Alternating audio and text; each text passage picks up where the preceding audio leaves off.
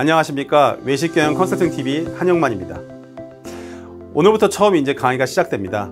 앞으로 여러분들에게 많은 돈과 재산을 형성할 수 있도록 많은 노력을 아끼지 않겠습니다. 네, 오늘 첫 시간으로 대한민국 외식산업의 발전사를 말씀드릴 건데요. 우리의 과거를 알고 현재를 알면 미래를 예측할 수 있겠죠. 그러면 앞으로 여러분들 사업에 도움이 될 수 있도록 본격적으로 강의를 시작하도록 하겠습니다.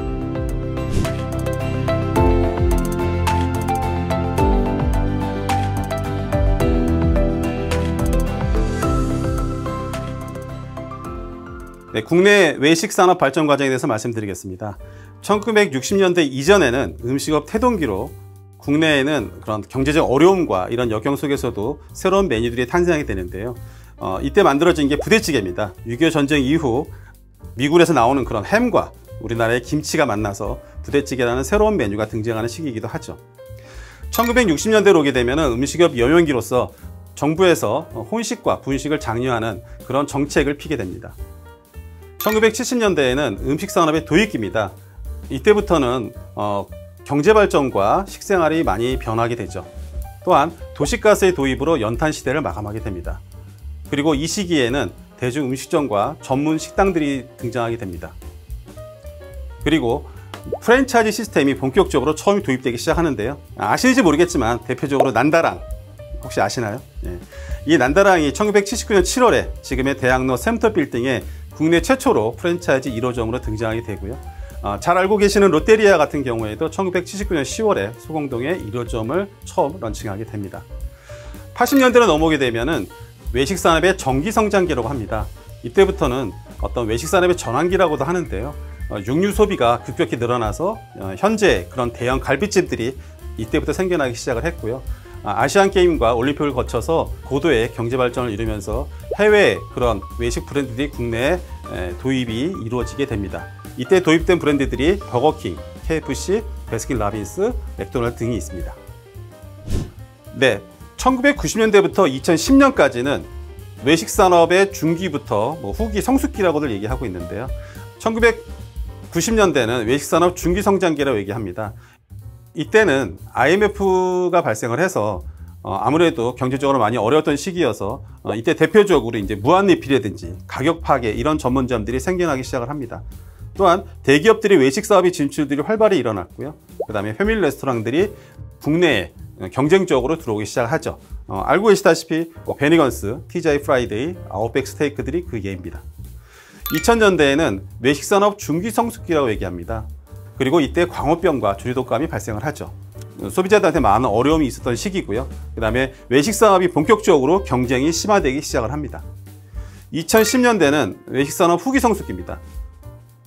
저성장 시대에서 베이비붐 세대들이 은퇴하면서 창업이 본격적으로 활성화되는 시기이기도 하지만 구조조정과 어떤 시장의 재편이 활발하게 이루어지는 시기이기도 합니다. 이때 대표적인 브랜드들은 해외에 출점을 나가기 시작을 하죠. 네, 2010년까지는 저희가 시대별로 좀 봤다면 2017년부터는 대표적인 키워드로 좀 디테일하게 말씀드리도록 하겠습니다. 사실은 과거에 지난 과정을 이해할 수 있지만 앞으로는 이런 대표적인 키워드들은 꼭 사업에 접목시켜야 되는 부분들이기 때문에 좀 더 세밀하게 말씀드리고자 합니다. 2017년도 트렌드 키워드는 나홀로 열풍, 반외식의 다양화, 패스트 프리미엄이 있는데요. 나홀로 열풍을 예를 들면 혼밥, 혼술, 그다음에 HMR 시장이 급성장하고 있는 그런 시기이기도 합니다. 네, 2018년에는 가심비, 빅블러, 한식 단품의 진화 이런 키워드들로 나열이 되어 있는데요. 특히나 가심비들은 여러분들 잘 아시겠지만 내가 어떤 물건을 샀을 적에 내가 만족을 한다면 비싸도 상관이 없다라는 거죠. 가성비하고는 다른 의미입니다. 그래서 이런 가심비가 이때부터 대두가 돼서 지금 현재까지도 8만 원짜리 팥빙수, 30만 원짜리 오마카세 이런 것들이 가심비에서 시작된 메뉴 아이템이라고 보시면 될 것 같습니다.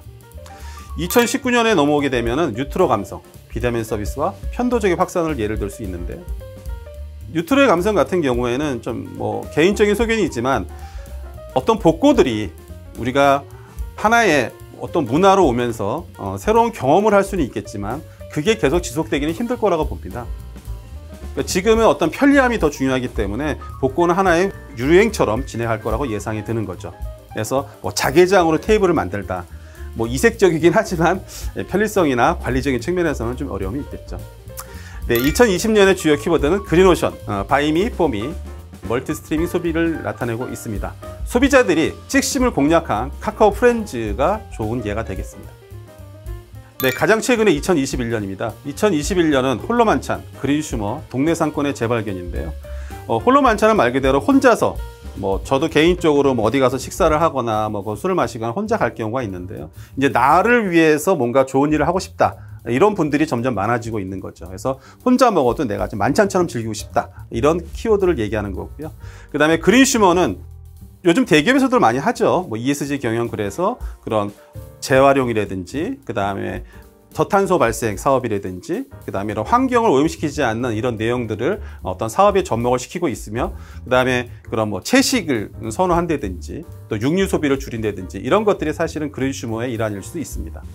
그 다음에 동네 상권의 재발견은 저도 서촌이나 북촌 다 가봤지만요, 한 번쯤은 가보겠죠. 근데 계속 가기는 어렵습니다. 이 또한 아까 복고, 우리 그런 뉴트러 감성과 비슷한 것처럼 한 번의 경험이지 지속이 되기는 어려울 거라고 봅니다. 그래서 지금 이런 것들을 누가 잘 된다고 해서, 아니면 어디 서촌이 뜬다, 북촌이 뜬다, 송리단길이 뜬다, 경리단길이 뜬다. 네, 저는 되게 좀 부정적으로 생각하는 부분입니다. 그래서 이런 것들은 여러분 사업에 접목하시면 좋을 것 같고요. 제 21년 최근 트렌드까지 여러분들은 지금 제가 간단하게 좀 정리해서 말씀을 드렸습니다. 네. 자, 지금까지 우리나라의 발전사를 간단하게 좀 정리를 해봤고요. 자, 그럼 현재는 어떠냐? 예, 그거는 다음 2강에서 말씀드리도록 하겠습니다. 네, 고생하셨습니다.